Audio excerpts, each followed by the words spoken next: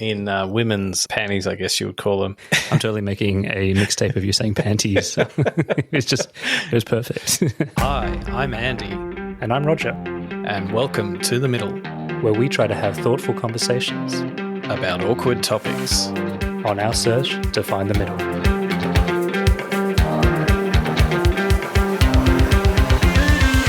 That's fatphobic. I don't feel war. I just own halfway to Siwa. A few moments ago, Buckingham Palace announced the death of Her Majesty Queen Elizabeth II. I act as if God exists. Put your masks on. How dare you! You have stolen my dreams, my childhood, with your empty words. Andy, how you doing? Oh, a little bit tired, to be honest. Talk to me about how you're tired. Well, I got up at 8:30 a.m. this morning, and it's really... Don't make me laugh bitterly. Actually, we had a bit of in our recent episodes, discussion about what it's like to have a newborn and all of that drama, but it is amazing just how everything's so relative. So when you think about before kids, for example, what you perceived as being tired, it was a real thing, it was a real feeling that you had, but what you wouldn't give after sleepless nights to just have one of your regular pre-child tired nights. Yeah, that's right. I mean, like you said, it's all relative, right? It's all about what you are used to. And I think the greatest example of that is probably something like daylight savings, right? So we're about to come up to daylight savings and we're going to lose an hour, I believe. I think that's right. And you think, what difference does an hour make?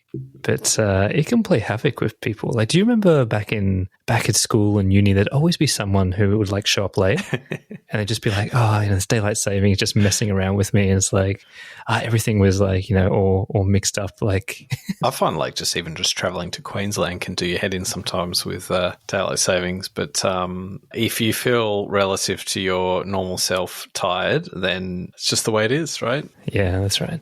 Last Sunday, Father's Day, we had our episode, of course, but I'm keen to hear, did you get anything special for Father's Day? Well, actually, post that episode, I got a little bit of feedback from some of our listeners saying that they really resonated with some of the stuff that we were talking about. So it seems like we've struck a chord by not sugarcoating things as usual. So that was a nice kind of shout out, because you always feel a little bit guilty when you don't pretend everything's all sunshine sometimes, and just go, am I being a little bit too sensitive or negative about it? But I think it was appreciated by some of our listeners, so shout out there. In terms of the actual day, I actually did quite well for presents, and I came down and there was an assortment of things waiting for me. So I got all the classics, I must admit, after our time. So I got a pair of slippers, so some Ugg boots. I essentially get cheap ones and I wear them for a season, and by the end of the season they are falling apart, and then I buy a new one every year. So this year I was given some Ugg boots that were proper Ugg boots, quality ones that probably will last for a very long time. And then I received kind of mainly worky kind of things. My son, who's 3, he wasn't really into it last year, but he made me a mug with drawing all over it. And he was just so proud of it, he was just really... He was really proud of it. And he was like, because I always have a coffee. And he's like, can you have the coffee in my mug? And I'm like, sure, buddy. And I'm trying my best to wash the mug, but not wash off the texture that he's put on, because it doesn't really stick for some reason. So that was nice, because I'd rather them be proud and giving gifts is about the experience, right? And then for kids to kind of feel good that they've given a gift that the dad likes, that's important, I think, at a young age. So got some of that, and my daughter made me a book and things like that, and I had breakfast. I had an incredible breakfast of waffles topped with pancakes and decorated by my daughter, which included clumped icing sugar, sprinkles, and Hershey's chocolate sauce. So that was the gut bomb waiting for me. But overall, I felt the love. So my kids are at that age where that kind of stuff still flies for me. Did you get to sleep in? I did. I got to sleep in till I think 8, which was amazing. And let me guess, you would trade in everything for that sleep in. Yeah. That's right. Tell me about your morning and what you received. Well, I got socks. Oh, no, really? Did you? Well, it's kind of funny because for anyone who hasn't listened to our previous episode, I did sort of cast shade on the socks present. Was the Rocky Roads inside the socks? I did get Rocky Road. My wife, she got sort of advanced preview of the episode and was aware of that comment that I'd made. And before the presents were handed out, and it just became a bit of a. Actually, it was in the end. It became more like value as a joke than anything. I still don't know what to do with the socks because I actually have plenty of socks. Like that's not something I have a shortage of. Ironically, look, I don't want to reveal too much to make me look bad, but because sometimes, like at night or whatever, like if it's cold or whatever in winter, I'll put a pair of socks on, right, just to feel warmer. Yeah. But because I only wear them sort of literally like maybe 1 hour, right, I don't like every day use a new pair of socks because it's like the normal socks that I wear to work or whatever. Yes, like absolutely a new pair of socks in that case. But like, you know, when you've just after you've had a shower and you put like you clean and anyway and you because I'd never put those socks on before a shower, right? They're house socks. They're like my after having a shower socks, right? And I usually only wear them for an hour because then like eventually I get to like I start overheating and anyway.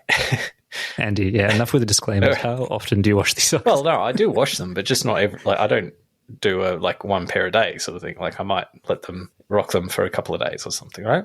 Okay, a couple of days. And so that's the basis for which she doesn't like that. So she's like, oh, I bought you, but the socks that I was given were kind of work socks, right? It's like this doesn't solve that problem. I've got nice, comfy, lounging around socks. So anyway, business hours are over. You don't want to wear business socks at night. Actually, I remember growing up, my dad would have a legendary amount of socks, right? Like, because his mentality was, I think he like really hated the experience of washing and pairing the socks and all that stuff. So he had a mentality of, I won't have a regular rhythm for it. I'll just have like enough socks to fill up an entire load in the washing machine.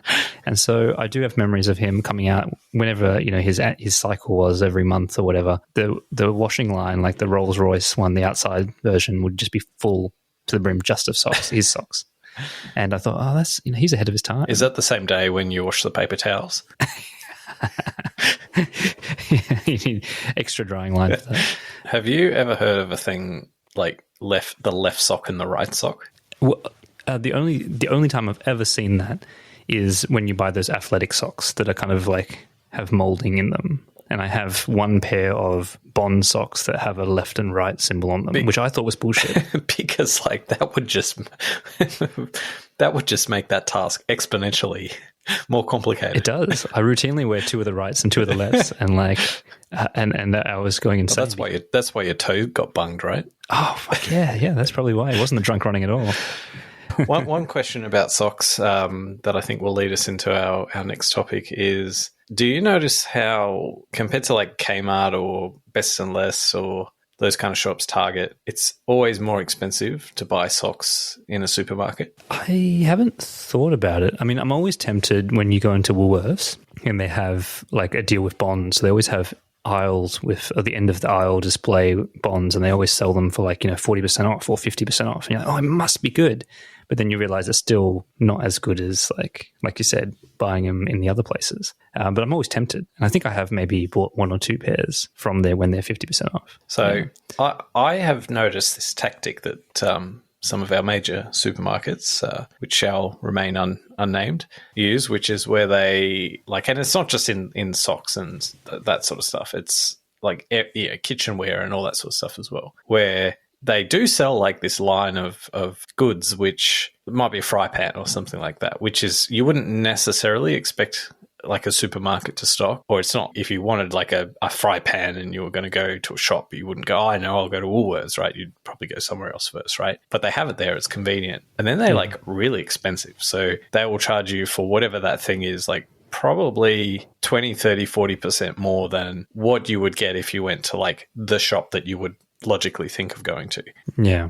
And I noticed that like across like multiple sort of things, right? Whether it's socks, fry pans, or whatever. Yeah. Like, it's kind of also very surprising in ways, right? Like, I can understand socks and things like that, socks and underwear and stuff like that, or maybe the odd onesie for your child. The Woolworths that was near me actually had all sorts of like appliances and things as well. It's like, I'm not going to impulse buy like an air fryer or like a Jamie Oliver Tefal set, right? Like, this is not something I'm just like, ooh, you know, like I just need it. And I need to get it on my supermarket run next to the milk and the eggs. Like, and all manner of stuff like there's, you know, like wall heaters and hair, you know, all sorts of stuff, right? Like of appliance and things like that. I don't know. Maybe some people do.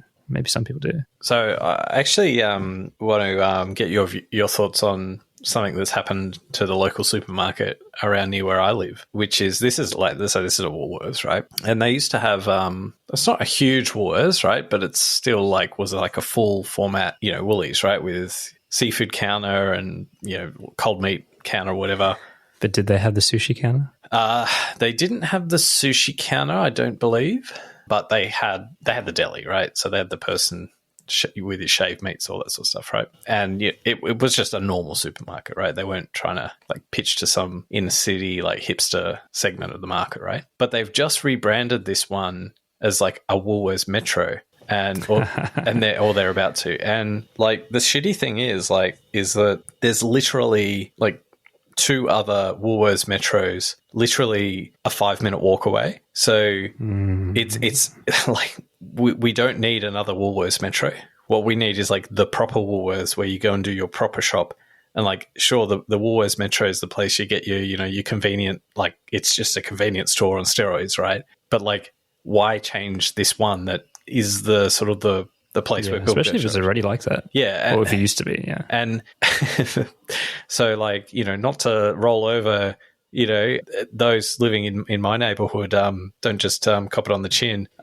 They've like literally set up like a protest movement against this, you know, Woolworths Metro development. But like the thing is like this even made like 2GB talkback radio kind of thing.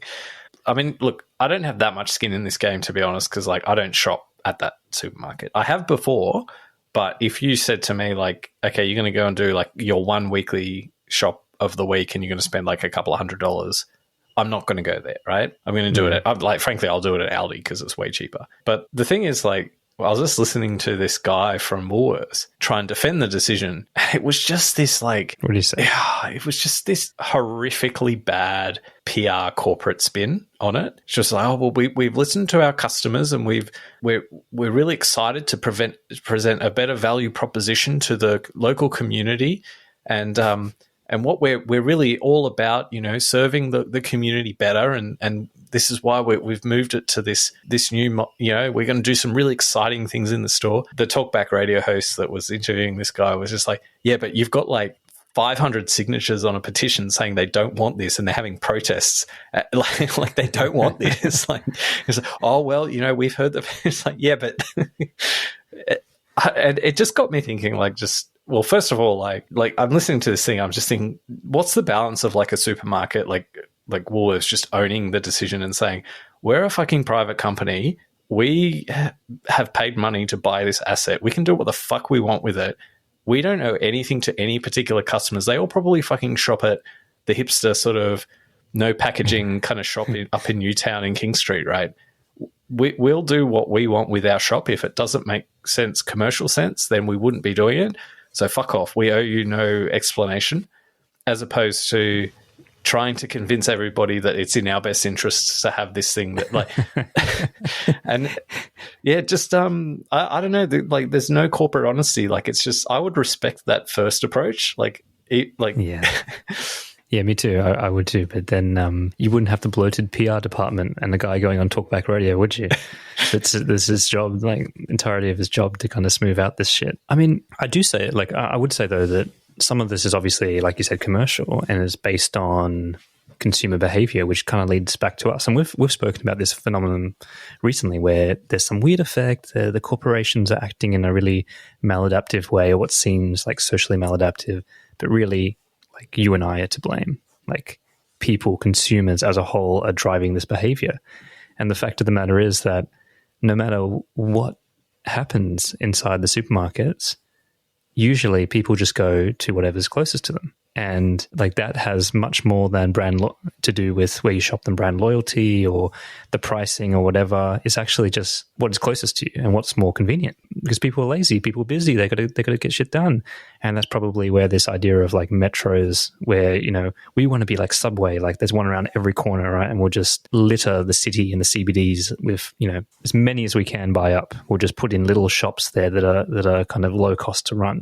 And I think that's the reality that the consumers are driving that, don't you think? Yeah, well, so as I said, there are a couple of other of these Woolworths metros near where I live, and the model is like, I can see why they're doing it, right? Because there's high margins for them in it, right? So they're selling higher value added produce, right? So rather than people going for the no frills or whatever it's called now, the home brand sort of items, they go for the, you know, the stuff where they're making. I was in one of these metro shops today, right? And I went to the like confectionery aisle, right, to get something for my son as a bit of a treat. And sure, they did actually have like all the usual stuff, right?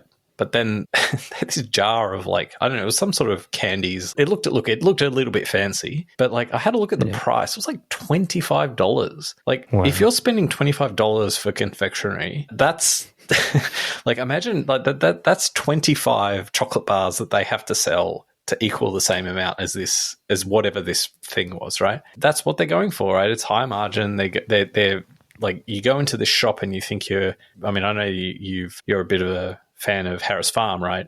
But you go into Harris Farm and like you genuinely do feel you're getting like a high quality, right? You've got, you know, whether it's meat or, you know, fresh like dairy and all, like bread, whatever, like it's all just like it's a higher grade of quality, and you're prepared to pay it, right? So you're in that world. And they're trying to sort of create that same halo effect around you being in this shop that's like, oh, it's Metro. It's like we've got better stuff here. And they can charge you more and they make more money. So they wouldn't be, like, let's be honest, they would not be doing this if it didn't make them more money. Yeah, I think so. And I think like when I reflect on where the Metro kind of system worked, right, is in high density urban areas, inner city areas that there's more disposable income, people that have more focus on wellness and health and that kind of thing, busy corporate workers, things like that. And they're willing to, you know, go into a little area that's laid out well and feels nice. And, you know, yeah, maybe I will get the cut carrots and hummus that's prepared for me in a nice kind of refrigerated like shelf. And I'll be happy to pay, you know, the $10 for it instead of, you know, getting the meat pie or whatever. You know, so I think that's part of it too, right? And I think that comes from, like, you know, in the UK and stuff, they have Pretz everywhere and Marks and Spencer food and all this kind of stuff. Like they have like a much better food convenience experience, you know what I mean? And like you routinely see people buy like sandwiches and snacks and kind of thing. I think that's missing, that has been missing in Australia, right? Like you don't really go into like a convenience store and with the idea that I'm going to get some decent food. Like you don't really have that on top of your mind. And I think that's the part that's changing too, this like ready-made meals that Metro is trying to push as well, right? Yeah. And I think that's a bit of the play. My biggest criticism is that they don't hit the mark. Like they actually essentially... They're not Marks and Spencer. Well, I think having experienced shopping at these Metro supermarkets over a period of time is that like essentially it's like a normal, like the stuff you walk out of once you're in that shop is almost identical to what you would if you were at like a full format Woolworths, only that you've paid twice, like or it feels like you've paid twice the price for it, right? And or not only that, but actually the choice is reduced because like for every like $25 like packet of lollies that they've got, that's one less item, like regular person item that they can actually stock. So I just feel, actually like as a consequence, it's a reduced choice. It's the same lines, like the stuff you actually want from there are the same lines as what if, you know, you get it and you're just paying more. And as an aside, like when they do dabble as well in like, we want to have authentic stuff, right? So we've got like, here's our like Mexican section. So we're going to have some you know, really interesting sort of Mexican stuff, right? And I go like, and then I look at the stuff and it's like, it's just the same shit. It's just packaged differently. Like, so like, I'm not a connoisseur of like tacos, right? But like for me, I really like the corn taco, like, you know, the soft ones, right? but like the key thing is like they're made of corn, right? Not flour. They don't even sell the corn ones. Yet they promote themselves as this, like, oh, we're really good with our Mexican stuff. It's like, yet, like, in the regional Woolworths that, like, I would visit, they do have the corn ones in, like, the full format. It's just, anyway, it's all for show and it's all style, no substance. Okay, so this is one of the things I quickly want to add in, though, because so we've already covered that they're obviously trying to get on that kind of fast convenience food market. And they also know that people tend to spend more when they have smaller, frequent visits to the supermarket. And everyone knows that anecdotally, right? That when you go, you just buy a little bit extra stuff or you don't plan your meals. And then the more visits they have, you go to the supermarket, the more likely you are to spend more and more money. So they're trying to actually break up people's weekly shop into smaller shops because that's how they drive more value from each customer, right? The question is, and Metro's perfect for that, right? Because it's all about smaller shops. You don't get trolleys, you have baskets, all this kind of stuff. I feel like when we've had these conversations before, you tend to err on this side of, there's no conspiracy, there's no kind of like evil white men in management sitting in the Woolworths or Coles headquarters planning this out to say, if we hack if we prey on people's psychology and habits, we can like push up earnings per person by 15% or whatever. So I want to ask you, in this particular case, do you believe that there is a Scientology ring of management executives sitting around trying to maximize this? Absolutely, without any slither of a doubt. Yes, 100%. Through the roof, yes. Finally. No, for sure. Like, corporate entities, this is what they do, like, and they're experts at it. They knew about behavioral economics before government did. Like, government took 30 years to, like, learn about behavioral science. So why can you believe that there are people, and I'm sure these executives spin it in like, we're helping bring food and quality experiences and stuff, but really they're just trying to get more money, right? So I'm sure they have their ways of justifying it, right? But how can you believe that, but then on the other side you don't believe there's like a more sinister form like of those people in the medical world, or like when we were talking about COVID or whatever? There's not the same pharmacy executive boards or people in cahoots with that doing the same thing to us? Well, I guess there's probably a couple of differences. I suppose it depends which country we're talking about too, because in Australia, for example, there's no marketing for, like, you can't market pharmaceutical, like you can't advertise, like you don't, like if you go to America, you go and see ads for like, have this thing, talk to your doctor about having your doctor prescribe you this. Down, tumors are down. And actually, I've just been watching Painkiller. I'm not finished yet, but it's about OxyContin and how that was the opiate, pushed by all these young, attractive, uni sort of graduates. Farmer girls. Yeah, but so look, for sure, like, and that like, as a series, I mean, if you take that as kind of fact rather than fiction, which I think it's it's obviously it is based on a true story, then I accept that. But I suppose, I think it's a lot harder to market and apply the same kinds of strategies to health products in Australia because it's so regulated than, which kind of taco. There's a lot more room to move in that space. Whereas, I think it is a lot more regulated. So and also I think, just as an aside, given like funding arrangements too, right? So in Australia, we've got pharmaceutical benefit scheme and things like that. So where we actually don't pay for our own medicines, like, well, we make a co-contribution, but like at the end of the day, if a drug is not effective, the government will not fund it. So there's this extra layer of like filtering in Australia. Now that's not true necessarily of the rest of the world, but mostly USA. But so that's where I'd say there's a slight difference. Yeah. Though, but to concede the point, like, I'm not naive to it. Like, I'm absolutely 100% sure there's, people, marketing professionals in pharmaceutical giants thinking, well, within the rules of the game, how can we maximize our revenue? Of course there would be. Yeah. All right. Well, last on the supermarket issue, right? Something that has hit the news quite hard in the last week is this idea of the supermarkets posting their profits. So I'm talking specifically about Coles and Woolworths in the face of an Australian cost of living crisis, as we've been talking about recently. They have posted record profits where their margins have actually been going up, right? So what do you think of this idea of like how responsible that they can be, you know, and actually pass on this kind of are they price gouging, I suppose, and the conversation around this?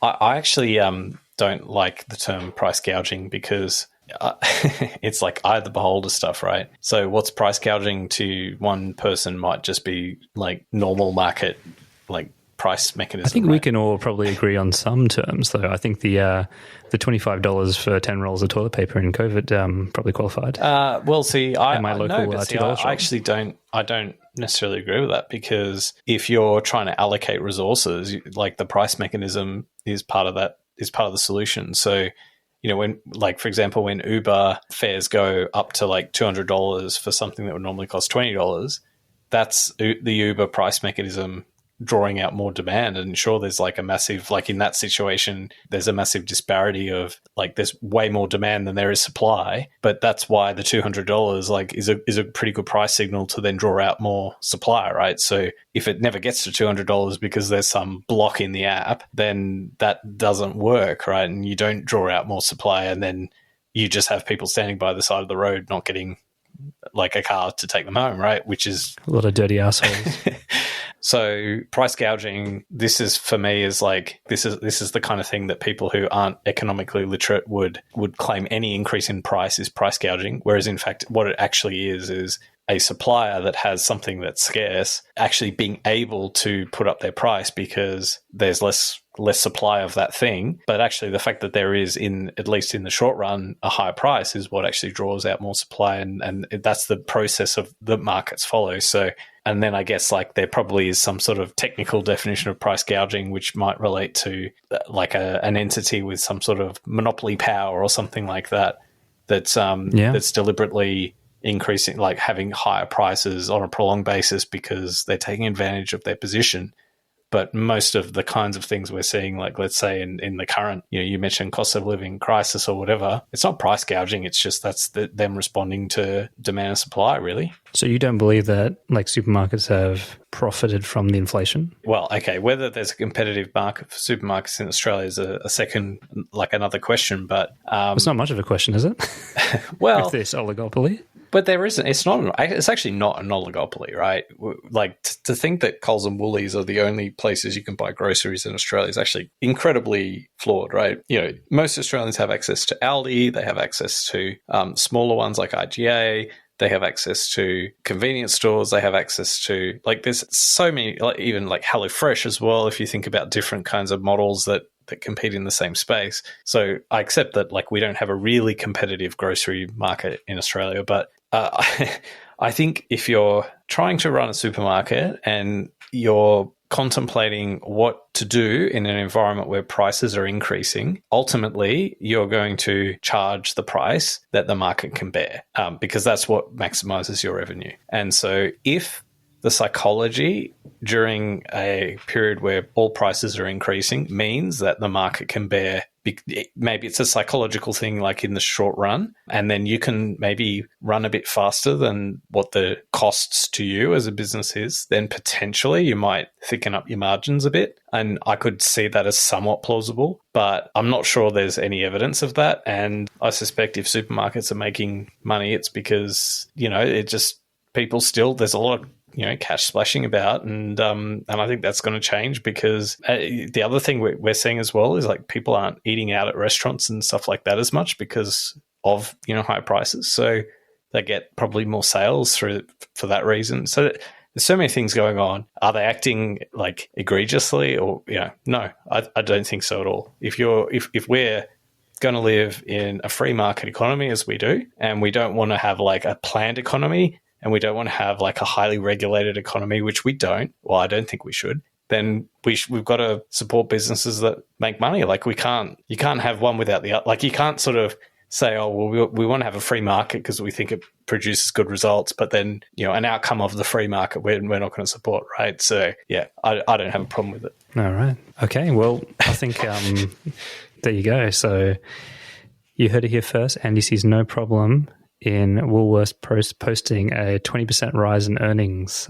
from last year through a cost of living crisis. Maybe they're increasing their earnings because they're more efficient. Like oh yeah, no, but like you can't I don't know. Like how do you know the supply chain upgrades definitely account for 19% of that? It can be that they've reduced costs, right? It can be they've replaced all those people with self-checkouts, right? It's the checkouts, definitely. The ones that fail all the time and they need the one stressed out person running around waving their fucking swipe card constantly at things.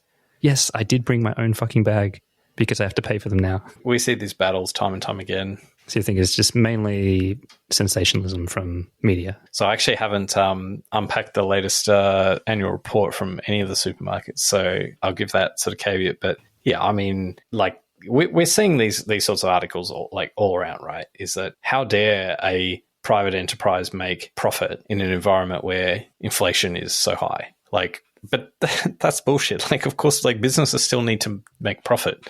They don't make profit, they'll fail. So they have to increase their prices because they have to pass on the costs that they have as a business to operate. And if they don't pass it on, things won't be sustainable. So that's what they're doing. And I just think is what it is. And just because our costs have gone up doesn't mean that they should be compensating us or absorbing it for us. That they're private companies. Like, imagine if your superannuation went down 30% because all of the businesses that your super was invested in suddenly said, no, we're not going to make any profits this year because we've got to be kind to consumers. Like, and then your super reduces by tens of thousands of dollars. Like, that's not how it works, right? You wouldn't even know because something crazy like over 70% of people don't check their super balance.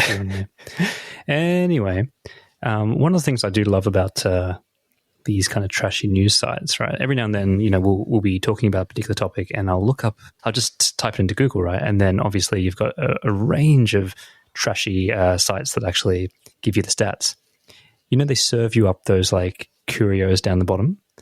And one of them on this particular issue was like just a picture, like a giant picture of someone holding out a woman's lacy underwear and saying in bold letters, all caps, "Do you know what this hole is actually for?"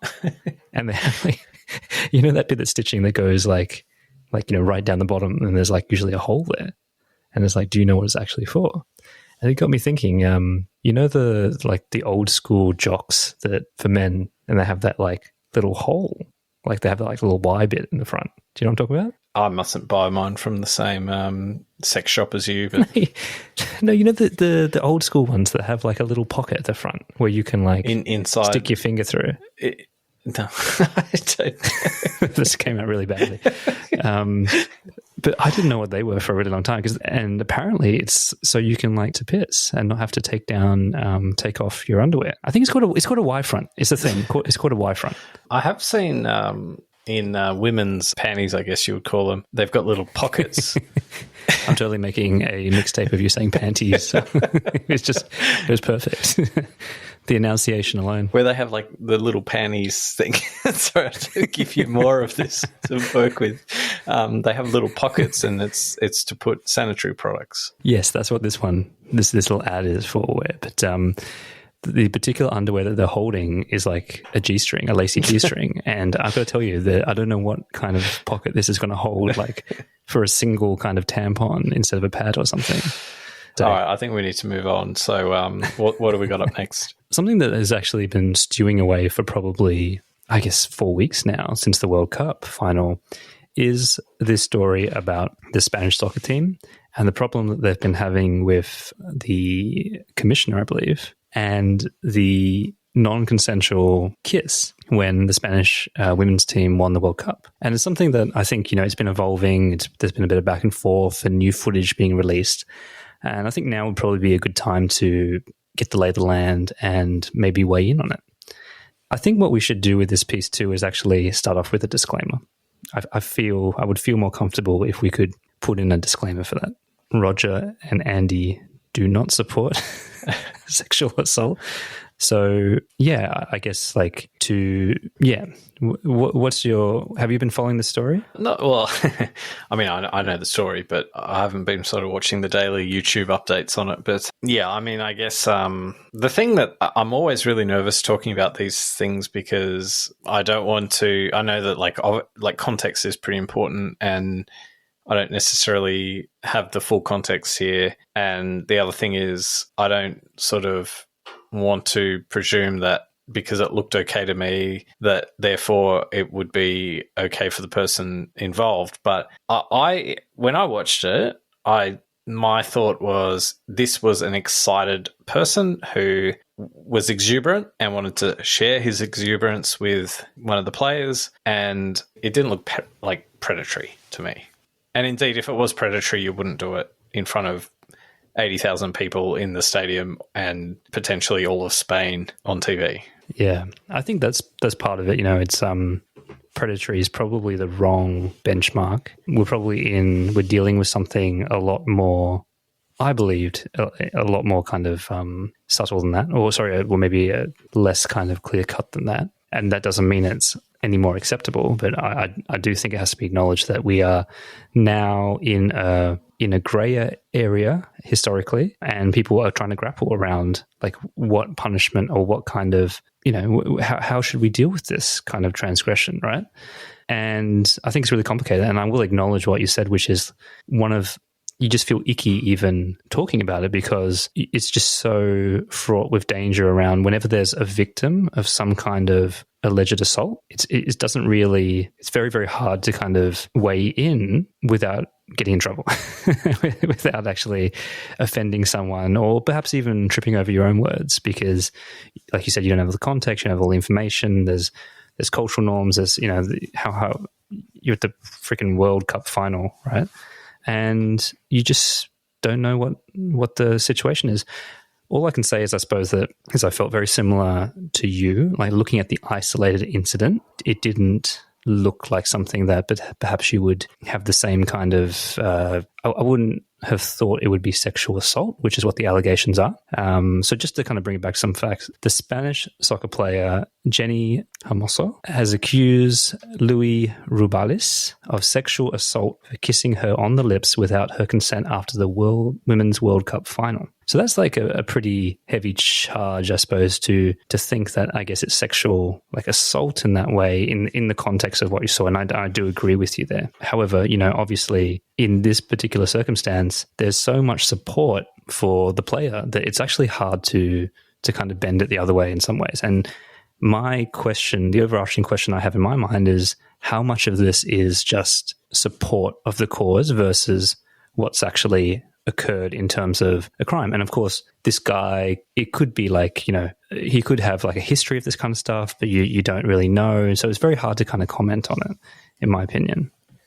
I would say as a baseline, if the proposition is that he's charged with, or that you know, that there's sexual assault that has occurred, there's no way in hell he is going to be found guilty of such a charge under any circumstances based on the video. Like, it's just like calling a spade. There's no way. Now, that doesn't speak to how she felt about it. That doesn't speak to like whether it was the right thing or not. But like, if sexual assault is the allegation, like it's clear and obvious to anyone who watches that in good faith and like without kind of pushing an agenda that there was actually nothing malicious. And even the fact that it was done so publicly and in such exuberance that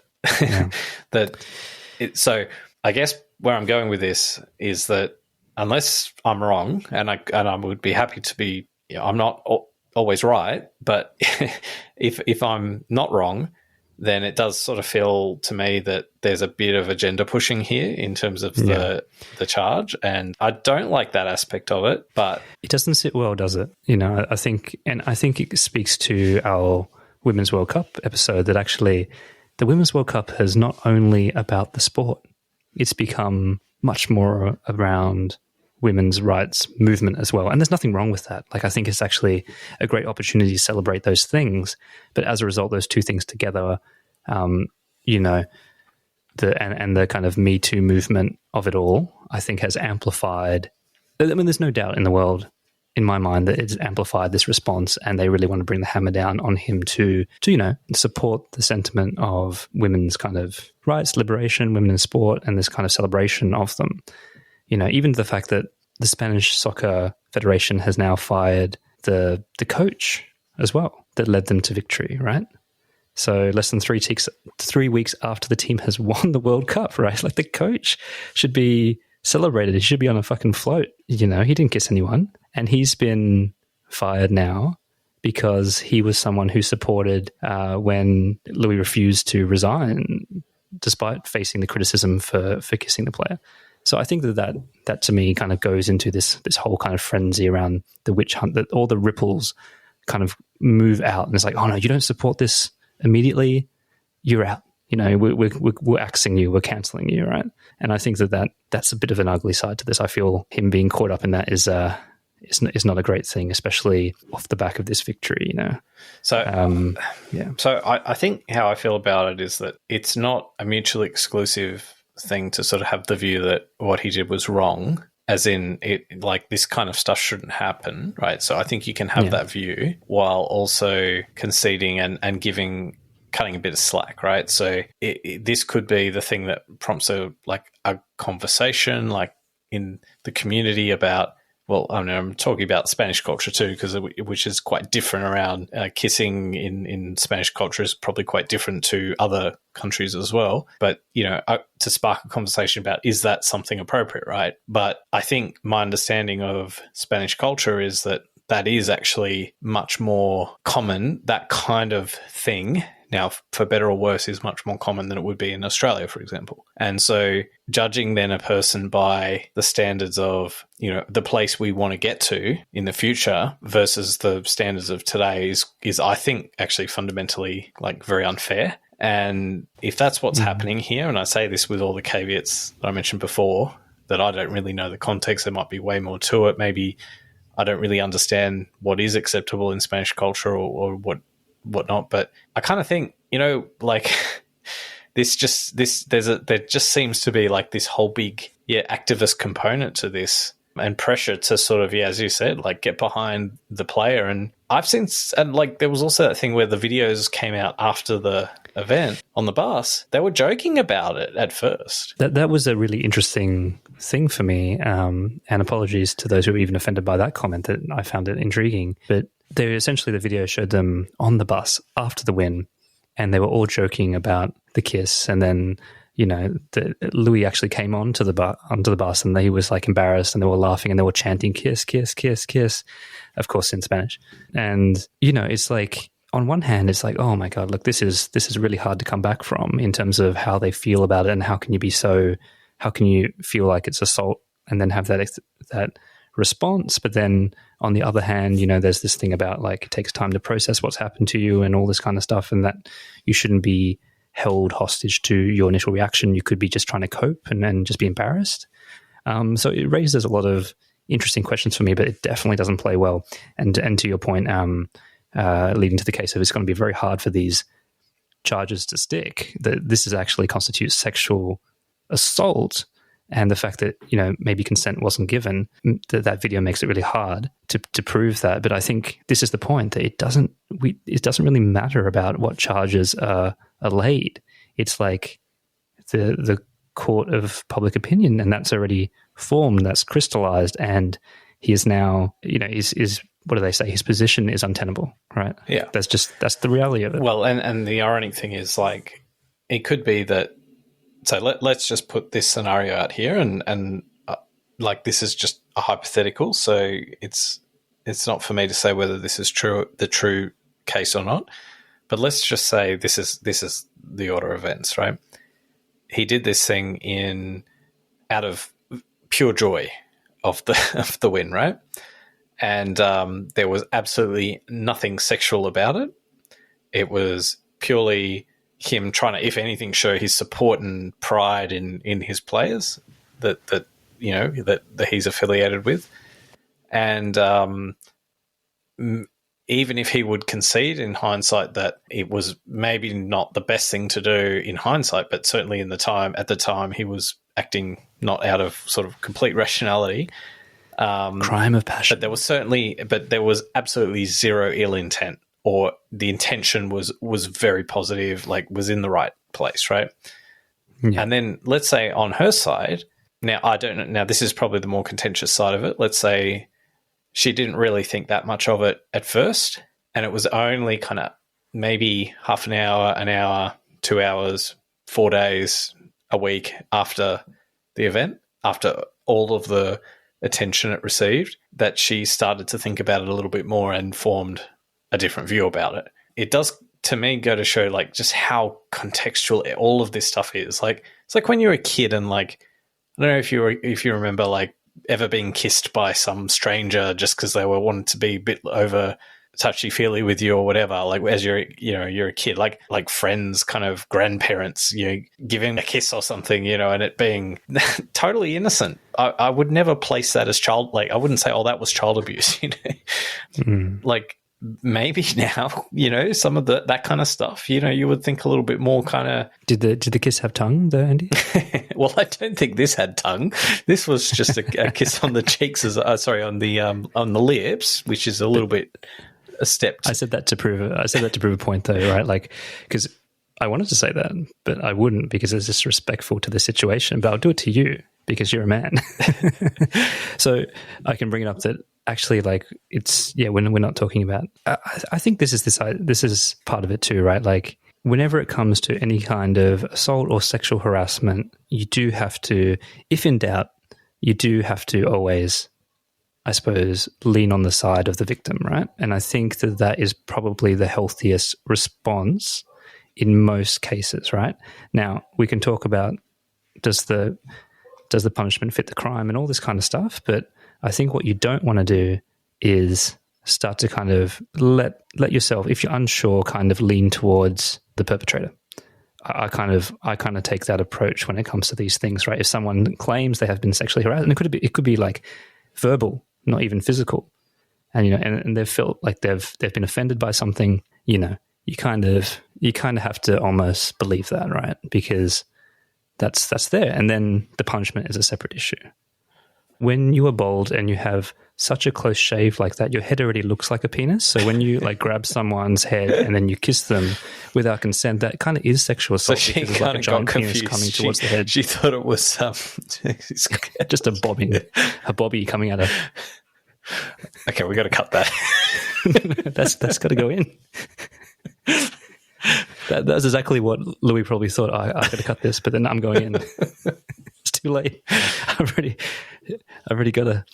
All right, let's move on. But after that difficult chat, let's move on to something even more difficult. So John Farnham lent his voice to the voice, try and understand it. I knew this was coming. I've got to say, so like a couple of weeks ago, we recorded a bit of a hot take on the pamphlet, right? And I think we were pretty pessimistic on the yes case within the pamphlet. Yeah. And I don't know, I think we were quite critical actually. And I have seen some other criticism of it as well. So we know the polling has been moving in sort of one direction. Not Harry Styles. I couldn't help yourself. Things weren't looking very bright for the Yes campaign, but then another band that broke up and didn't make it. But actually, then we had a little bit of a shot in the arm for the Yes campaign when with the John Farnham ad. So this is an ad for the Yes campaign. I only watched. I must admit, I haven't seen it like in its natural sort of environment, other than like I've seen it as this is the ad and like on a news website. But I watched it and like it is pretty. It hits all the right notes. It's like be part of us. Like we're about like positive change. Like we're going to do good things. Like you join us to do a good thing. Like look at all these great things that the Australian people have done in the past, like with similar sort of decisions and events. Kathy Freeman. Yeah, it just very feel good, and it's actually a really good ad. Like in terms of if you're going to say like if they fuck the pamphlet up, then they definitely didn't fuck the ad up. They got much better PR people for the ad than they did for the pamphlet. They definitely hired the right agency of creatives to do the ad, and then they spent all their money there, and then they gave the pamphlet to the intern. Yeah, and I guess the cream on the cherry on top is that I think they were managed to get the licensing to use "You're the Voice" by John Farnham, which for those not of Australia is like this. It's like a song from the sort of like late 80s from John Farnham, who's he's a singer in Australia, and this song, it's just very uplifting. Yeah, I think that's a good word for it, uplifting. Yeah, I'm not going to try to sing it, even though I want to. It's one of the situations where, like, if I had a good voice, I would belt the shit out of this right now. Just as an aside, and I think we should get to this later around the licensing, kind of how they managed to swing the licensing. But do you think, because now it's part of their campaign, we could actually play it on the podcast without being penalised? I actually did think that we probably have a short window while like the ad campaign's running, that if we play it and we get cancelled for it, that becomes its own news story. We're just trying to support it.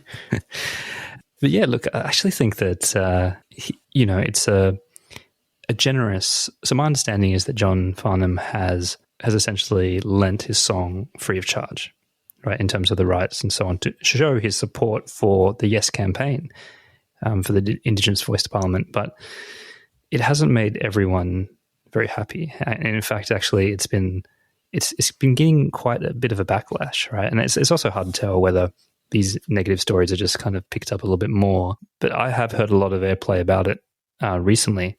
And the main crux of it is, that it's like an iconic Australian song and that it shouldn't be politicized. And the people who love the song but do not love the principles around the voice are now kind of been put off by it and the fact that he would do that. There's also some criticism that they're using like a white guy with a blonde mullet to represent the voice instead of an Indigenous artist, which would be a little bit more fitting. Well, I think Yossi Indi had their song Treaty, which came out a similar time, maybe early 90s or something, but Treaty wouldn't quite fit the bill with the... There's no campaign to be all over that. It's like, yes, you should have had a treaty. This is why you should vote no. But, I mean, I guess the marketing opportunity was just too good, wasn't it? Like the voice, like so iconic. But I don't know, what do you think about those criticisms? Like the superficial lines of not being representative and actually politicizing an Australian anthem? Well, I think this is worth unpacking just a little bit. So, first of all, it was actually not written by John Farnham, and the songwriters of that song are actually not Australian. So it's British though, right? Well, that's even more ironic, right? So I feel like it's a little bit like when there's a statue of Bon Scott up in some remote town in Scotland. I sort of feel like that's like trying to claim an Australian icon as their own, although or like Axl Rose because of that one time he wore the kilt.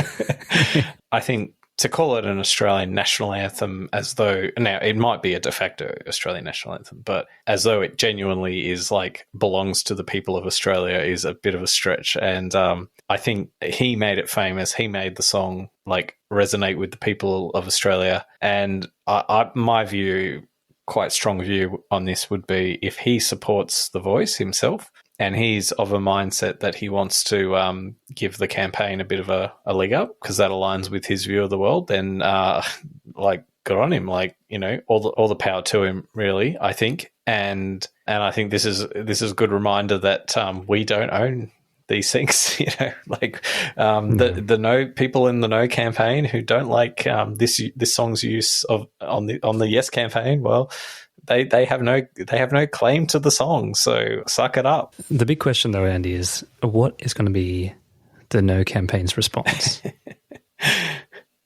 Because you're right, it is actually like a really good ad. I think, in terms of keeping it to a principle for the public and trying to really pull at the heartstrings, and noble causes. Do you know what's going through my head is I don't know if you remember, maybe about 5 to 10 years ago, and keeping in the theme of supermarkets from this episode, is Coles had that campaign like down, down, prices are down, which was with the big red hand. it was that status quo song. I'm just thinking like down, down, vote the voice down. That would that could work. When they go low, you go high. But yeah, look, I think that it'll kind of play into the No campaign, because they'll go, look. Actually, I've just thought of it. Tell me. Bohemian Rhapsody. No.